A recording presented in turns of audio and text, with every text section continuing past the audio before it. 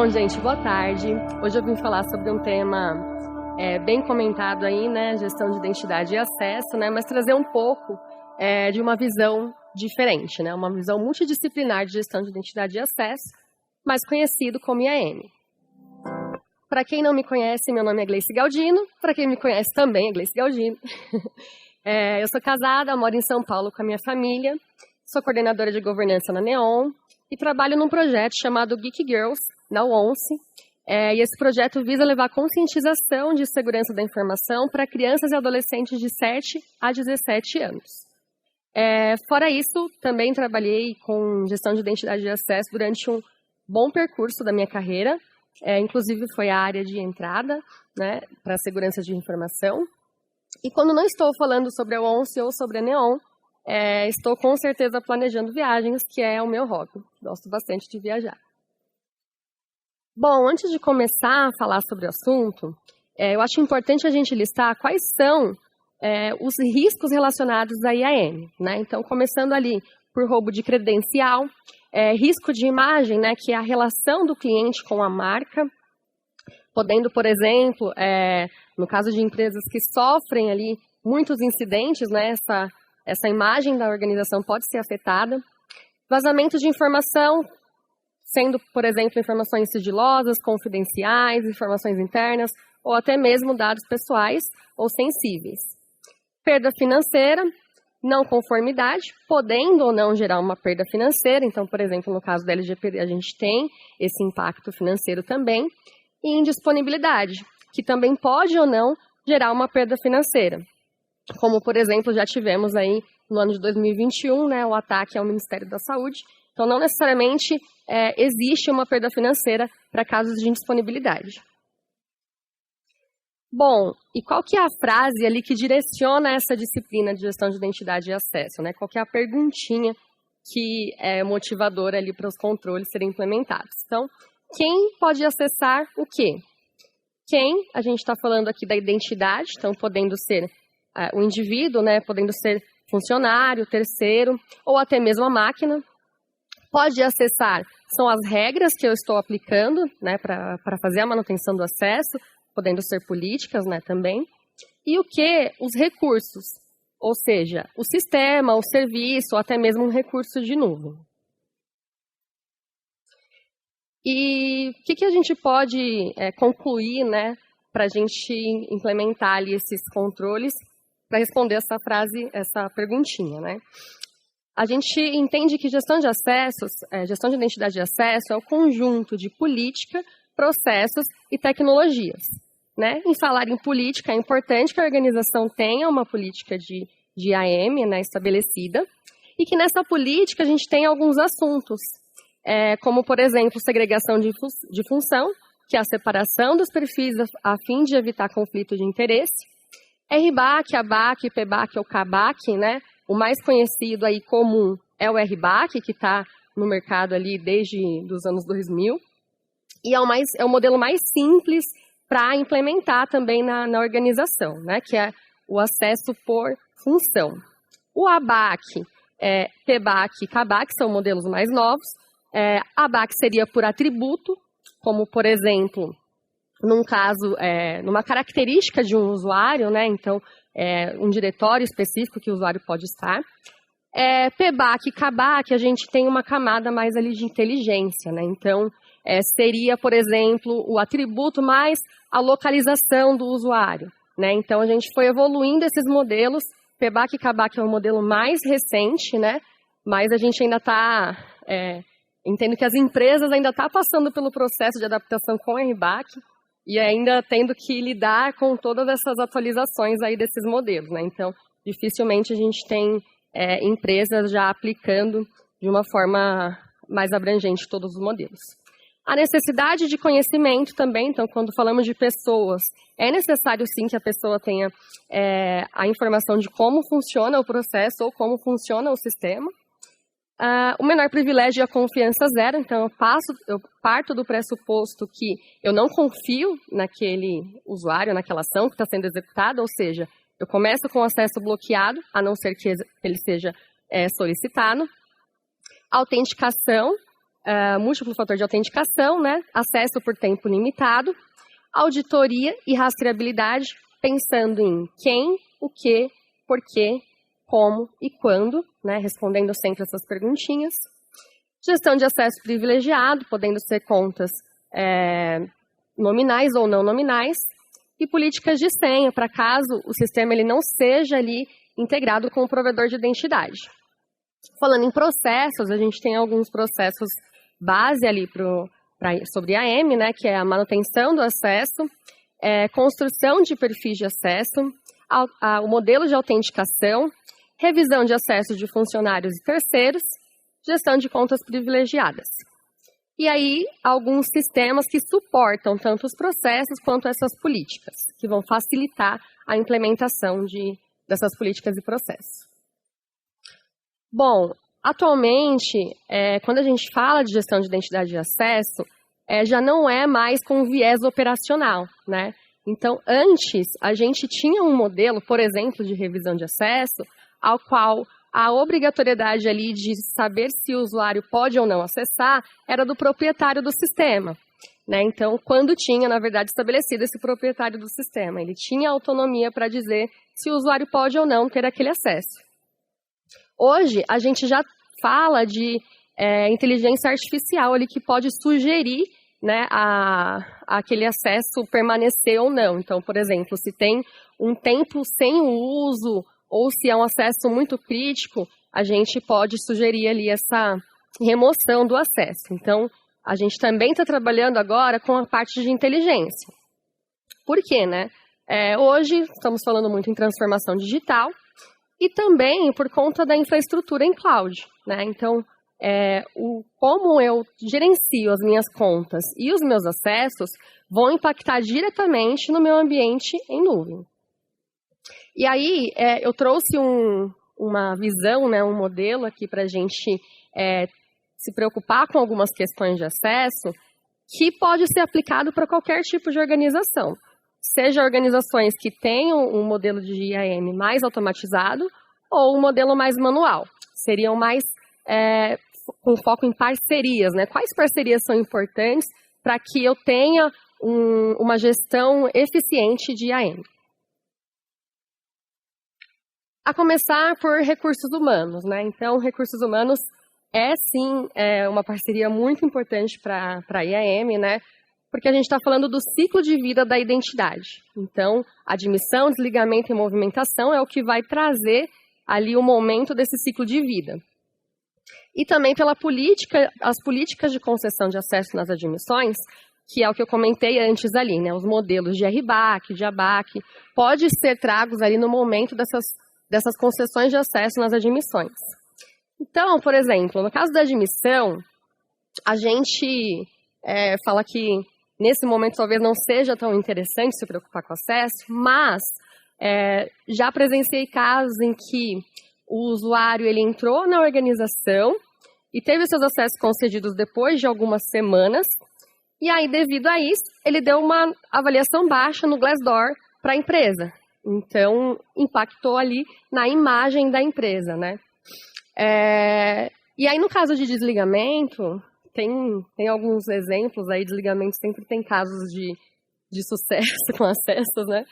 Mas, trazendo aqui um pouco também de exemplos, a gente já presenciei um caso em que o usuário foi desligado, né? Então, tem o desligamento voluntário ou não. Nesse caso, foi o não voluntário. Foi uma experiência bem ruim para esse usuário. E o acesso não foi removido, né? Depois desse desligamento, no momento desse desligamento. Logo, o usuário mandou um e-mail para toda a empresa, metendo pau na empresa e mostrando ali a sua revolta, né? Então, nesse caso, a gente tem dois problemas, né? Tanto a remoção que não foi feita, quanto o acesso ali para enviar e-mail para a empresa toda. Então, é um ponto de atenção muito importante que hoje as organizações têm já se preocupado bastante, têm evoluído muito com esse modelo de desligamento, usado tecnologias que podem apoiar isso, né? Mas é um ponto de atenção que ainda assim tem melhorias para serem feitas. E para casos de movimentação, hoje os negócios eles estão muito dinâmicos, então realmente a gente tem muita alteração ali de áreas, de nomenclatura de áreas, de emprestar funcionários para áreas diferentes também.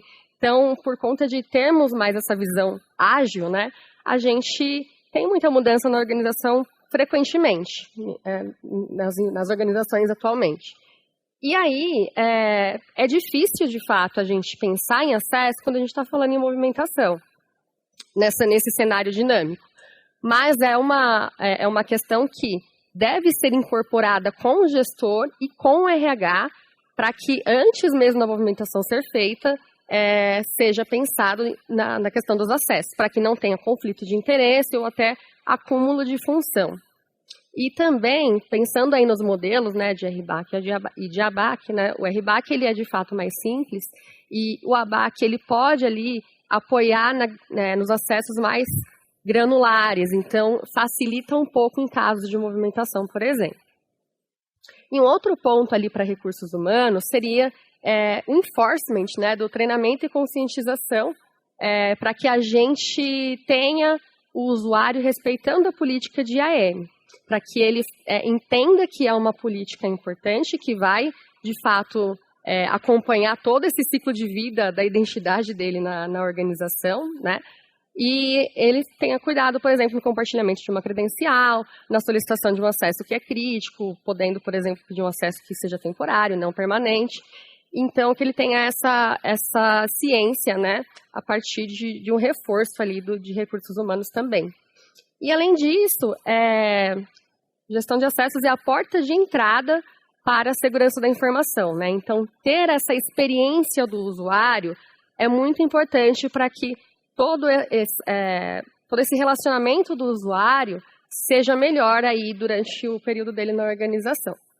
Então, já se fala aí como tendência de IAM, né, essa questão de experiência do usuário, para a gente ter uma experiência cada vez melhor.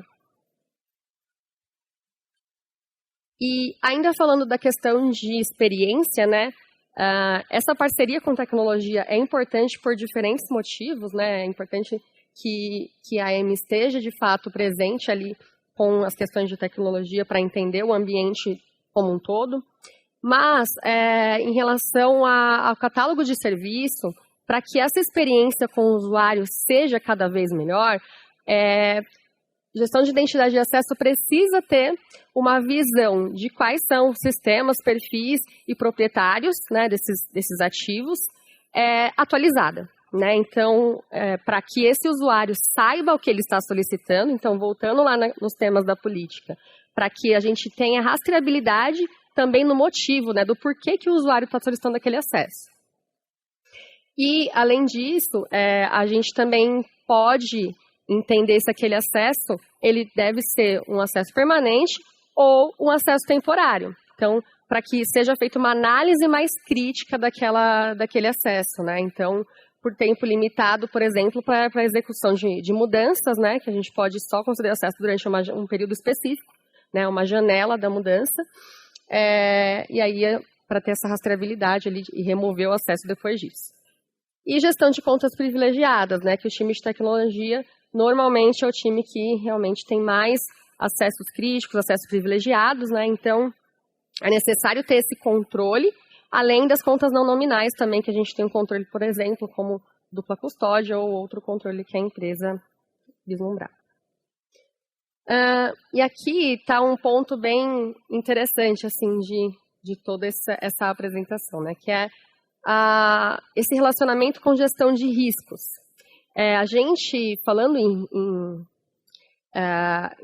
riscos, né, trazendo um pouco para o contexto de roles, é importante que a gente tenha o alinhamento desses perfis, dessas roles, com a criticidade de cada perfil e com o nível de risco ali, por exemplo, daquele processo. Então, voltando um pouquinho para trás, o perfil, ele suporta um processo da organização.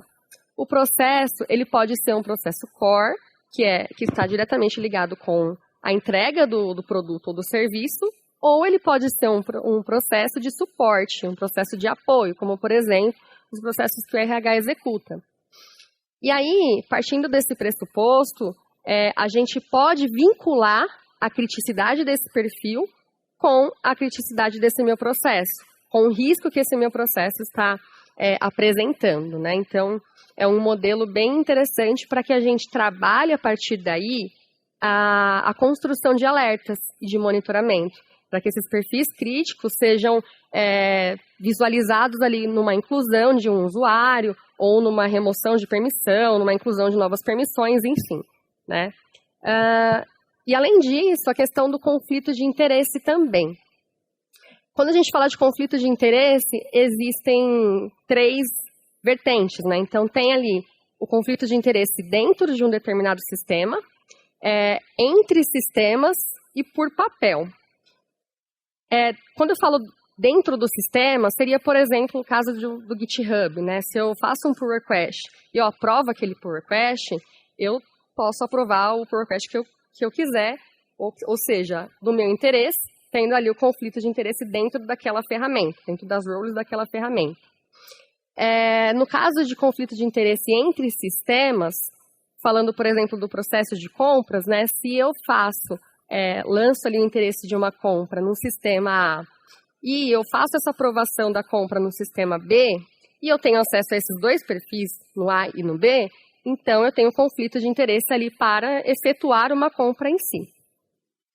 E por papel, seria o caso da função ter ali um conflito de interesse para alguma ação. Vou dar um exemplo, né? Já aconteceu ali dentro das execuções das atividades de gestão de acessos, o proprietário do sistema, ele toda semana, todo dia quase, pedia um novo acesso. Eu preciso acesso a tal coisa, eu preciso acesso a tal coisa. E aí, depois de um tempo, a gente percebeu que ele estava com quase todo o acesso admin do sistema, visto que ele foi incorporando mais funcionalidades no perfil que ele tinha, e aí ele estava com acesso que não deveria, né? Porque estava praticamente com o admin, mas em nome dele. E aí a gente percebe que o papel dele de proprietário do sistema tem um conflito, né, de interesse, porque ele interessado em ter acesso a admin, só que não querendo dizer isso, né? Ele foi solicitando, como ele mesmo é o proprietário, ele mesmo aprovou, né? Então teve esse problema aí exclusivamente. Em relação a dados, a gente, falando até aqui, está focando muito na questão das roles, né, das permissões ali pelos perfis. Mas existe também a camada de dados. Então, o nosso data lake ali. Então, por exemplo, pensando no caso de conflito de interesse do papel, se eu tenho ali uma função que não pode ver os funcionários e a base de salário, então eu também não posso deixar esse usuário ver essas mesmas informações no data lake, né, na nossa camada de dados. Então, é uma camada também importante a ser considerada e ter essa parceria com o time de dados. Em relação à privacidade, a gente precisa ter os acessos limitados e mapeados conforme os requisitos da LGPD, né? E por que não a gente usar isso como uma política, né? Como uma regra ali, por exemplo, para conceder um acesso. A área de privacidade é responsável por dizer quais são as áreas que devem ter acesso a dados pessoais. Então, isso pode sim ser incorporado ali nessas regras de gestão de acessos, mas também fazendo parte de uma análise mais crítica, né, de uma inteligência, para que quando tenha uma exceção, esse acesso seja reportado para a privacidade, e aí a gente tenha o mapeamento, e não perca esse mapeamento aí que é necessário, conforme a LGPD. Em relação à prevenção a fraudes, a gente é responsável por gerar esses insumos ali para as etapas de análise e monitoramento, né? Então, monitorando atividades suspeitas, criando políticas de acesso com base no comportamento do usuário, como eu comentei, por localização, por área, e auditabilidade dos acessos, que a gente tenha ali os dados necessários para que a gente descubra e faça análise no caso de uma fraude. E, além disso, que essas requisições que cheguem, né, para a IAM, elas sejam classificadas com uma criticidade mais alta, né, para que o bloqueio das contas nos casos de fraude, seja feita com mais tempestividade. E a mesma coisa se aplica para a gestão de incidente, né? A gente precisa também melhorar os nossos monitoramentos, a auditabilidade dos acessos e fazer o bloqueio da conta nos casos de incidente, considerando que são casos mais críticos, né? E tanto para fraude quanto para gestão de incidente, é uma troca. A gente vai ter ali esses monitoramentos, esses logs ali, apoiando a análise de fraude de incidente, e também esse resultado pode gerar ali melhorias nesses logs, nesse monitoramento, nessas regras e nas políticas que temos construídas. E por fim, falando aqui como projetos, mas a empresa pode usar outra nomenclatura, sendo, por exemplo, produtos ou outra área, a gente precisa ter esse vínculo mesmo, né, ao criar um novo projeto, um novo produto ou um novo serviço, para que essas questões de acesso também sejam consideradas. Então, para que os conflitos de interesse sejam mapeados anteriormente à construção de qualquer coisa, né, para que a base esteja correta. Então, a construção dos perfis de acesso precisa ser considerada, a arquitetura de autenticação, de autorização, a avaliação de logs de acesso também, porque, por incrível que pareça, já vi muitas ferramentas que, para ter o log, a gente precisa fazer um upgrade no pacote, então é importante considerar isso. As integrações, né, tanto a integração com as ferramentas de AEM, né, como provedor de identidade, mas como integrações com outros sistemas também, porque essas mudanças que vão ocorrendo de um sistema integra com o outro pode ser insumo para melhorar o SOG, né, segregação de função, e para identificar, né, novas funcionalidades críticas também. E também a avaliação de funcionalidades para revisão de acesso. Hoje esse processo de revisão de acesso é feito com base no que o usuário acessa, pensando na role e pensando na funcionalidade. E aí é necessário extrair essa informação. Então, o sistema precisa estar preparado para gerar essa informação para esse processo ocorrer, né? Ou que isso seja feito de uma forma automatizada, por exemplo. O Azure, por exemplo, tem uma forma de fazer essa revisão automática, então, se tiver a possibilidade de integrar, seria um dos casos, né? E aqui eu trouxe essa frase, né, mais pensando como IAM, né, seria a porta ali de entrada para muitas questões de tecnologia, seria importante a gente ter essa visão multidisciplinar, né, para construir uma base sólida de segurança da informação, pensando na inteligência desses monitoramentos, dessas políticas acontecendo, e também na experiência do usuário, como eu comentei, né, que essas duas frentes são tendências aí para os próximos anos falando de IAM. Bom, pessoal, é isso. Trouxe um pouquinho dessa visão para vocês. Aqui está o e-mail também da ONG, né? Como eu comentei. Fiquem à vontade para me adicionar também no LinkedIn. E obrigado pela oportunidade.